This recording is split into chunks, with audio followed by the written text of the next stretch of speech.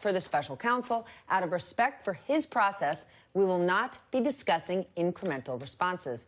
Well, there's a lot to unpack here, and I have a great panel. Evan Siegfried, a Republican strategist and the author of GOP GPS and a wine enthusiast, and Jason Johnson, who's wearing a coordinating ensemble with Evan today, an MSNBC political contributor and politics editor for TheRoot.com. All right, Evan, we have three big stories here. What sticks out to you the most? I think the fact that the IRS is now involved, Betsy Woodruff's scoop, is a very big deal. It's becoming clearer and clearer that barring Paul Manafort flipping, he's going to be getting at least a year for every million he got from Russian entities and allies. He's in serious trouble because it looks like he might have been involved in a money laundering scheme.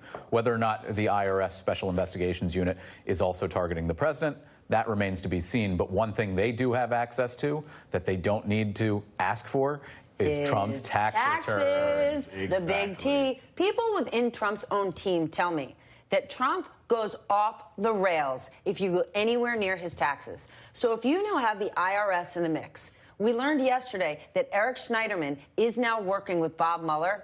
This thing is getting closer and closer to follow the money. Given President Trump's business history, this is a man who's been bankrupt 4 times. How dicey is this getting? This is beyond dicey. This is slice and dice. They're done. They're done.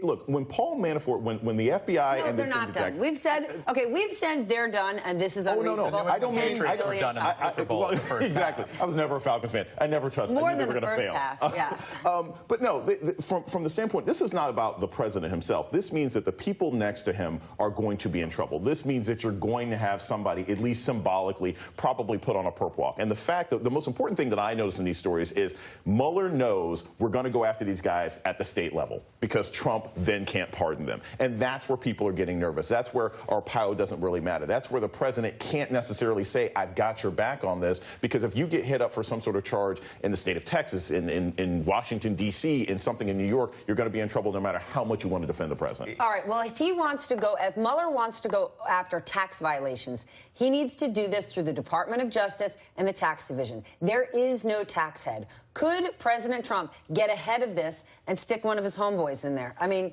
Sheriff Clark now is available. He's free. Yeah. Well, Sheriff Clark's going to be the next special counsel. Come on. He's taking over for Mueller with Gary Busey as his deputy. But I think everybody's missing one thing here, that when you hear about Mueller and Eric Schneiderman working together, I think that's a disaster for people who are trying to find the truth, because Eric Schneiderman is a hyper-partisan, always has been before he was even New York Attorney General.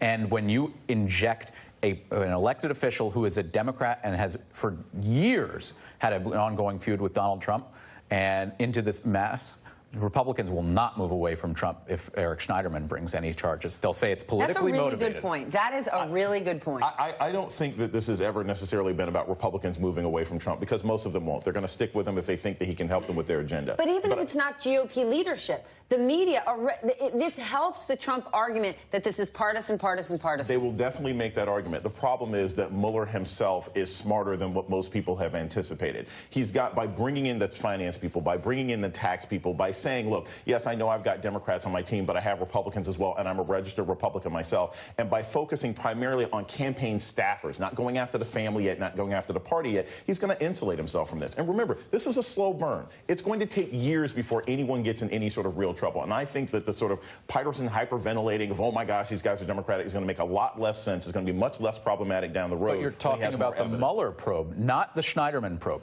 The Schneiderman probe, if he does anything, is going to be viewed through partisan lenses and hit Trump's base, who might walk away if Mueller were to find some violation.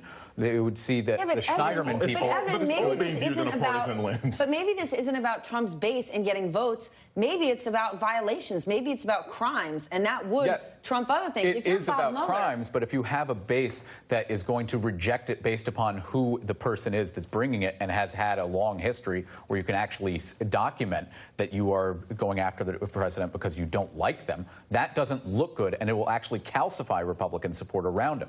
I don't agree with it, but I think that Eric Schneiderman is in very dangerous waters, and anybody putting faith in him, it's wrong. The base can't protect Paul Manafort. The base can't protect Michael Flynn. That's not really going to matter. And again, as far as the Republicans in the House and Senate are concerned, look, part of the reason we even have a special prosecutor is because they don't want to be involved in this. Because if something does blow up, they don't want to be in a position of having said I was having Trump's back. So I don't think this is going to make that much of a difference. Mueller's going to to be able to do this investigation, I don't think Schneiderman's going to harm or lead any Republicans to throw themselves in the sword for Donald Trump. And if Mueller is playing four-dimensional chess here, he's going to say, Schneiderman may be super partisan, but if this protects me from Manafort being able to get pardoned by Trump, I'll take that risk. No, I agree with that 100%. I'm talking about the political optics. That's All right, I'm there.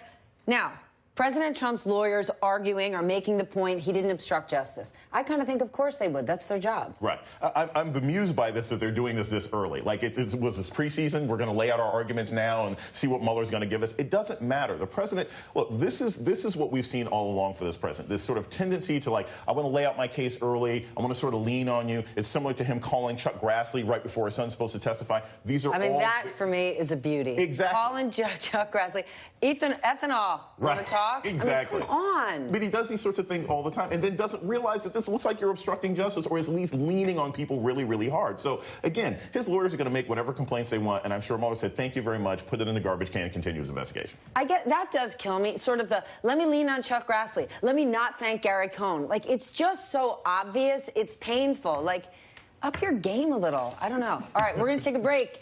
Next, coming in lower than expected jobs report for the month of August. We're going to take a